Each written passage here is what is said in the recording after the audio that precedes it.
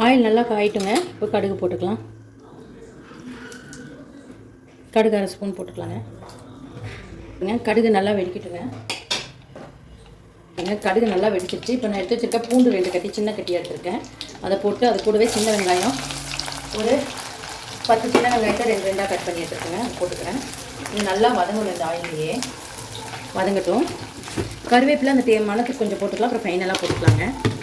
நல்லா வதங்கட்டும். ஆனியன் நல்லா வதங்கிருச்சு. இப்போ நான் ஒரு 3 சின்ன தக்காளியாக எடுத்து மிக்சியில் அரைச்சி வச்சுருக்கேன். அதை போட்டுக்கிறேங்க. போட்டு நல்லா மிக்ஸ் பண்ணிக்கலாம். இந்த ஆயிலையே இது நல்லா சுண்டி வரணுங்க. சுண்டி வரணும்னு பார்க்கலாம். தக்காளி நல்லா வதங்கி ஆயில் பிரிஞ்சு வந்துருச்சு. இந்த ஸ்டேஜில் இதில் 1/4 ஸ்பூன் மஞ்சள்தூள், 1/2 spoon red chilli powder, 2 table spoon குழம்பு தூளுங்க, வீட்டிலேயே அரைச்சது. இதை நல்லா மிக்ஸ் பண்ணிக்கலாம். குழம்பு தூளோட லிங்க் வேணுமா நான் டிஸ்கிரிப்ஷனில் எப்படி செய்கிறதுன்னு தரேங்க. பாருங்க நல்லா ஆயில் பிரிஞ்சு வருது. இந்த ஸ்டேஜ் இப்படி வரணுங்க. மசாலா இந்த ஆயிலே நல்லா வதங்குது. இந்த ஸ்டேஜில் நான் எடுத்து வச்சுருக்க சுண்டைக்காய் போட்டுக்கிறேன். நான் ஒரு 100 கிராம் அளவு சுண்டைக்காய் எடுத்துருக்கேங்க.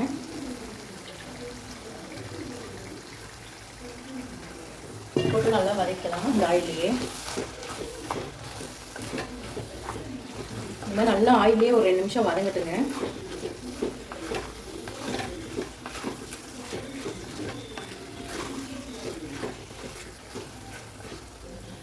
சுண்டக்காய் நல்லா வதங்கி வருது ஆயிலில்.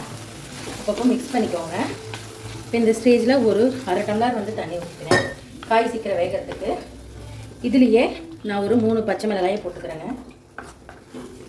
நல்லா காய் வேகட்டும். அப்புறம் புளியும் நம்ம தேங்காய் பால் ஊற்றிக்கலாம். உடனே ஊற்றினோம்னா நமக்கு சீக்கிரம் காய் வேகாதுங்க. இப்போ இந்த ஸ்டேஜில் நான் உப்பு கொஞ்சம் போட்டுக்கிறேன்.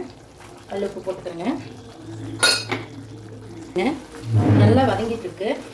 இப்போ இந்த ஸ்டேஜில் நான் ஒரு சின்ன நெல்லிக்காய் சைஸ் அளவு புளி எடுத்துக்கிறேங்க. ரொம்ப நிறைய ஊற்றக்கூடாது, கொஞ்சமாக ஊற்றுனீங்கன்னா போதும். நல்லா மிக்ஸ் பண்ணுங்கள்.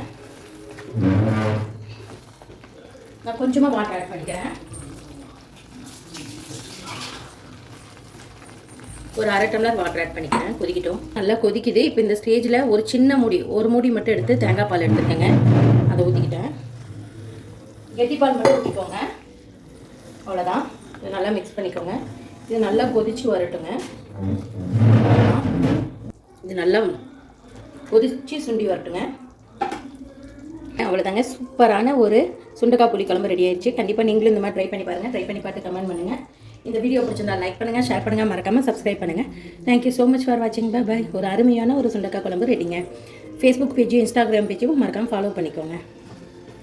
பாருங்கள் பார்க்கவே எப்படி இருக்குன்ட்டு. கொஞ்சம் கூட அந்த கசப்பு தெரியாதுங்க.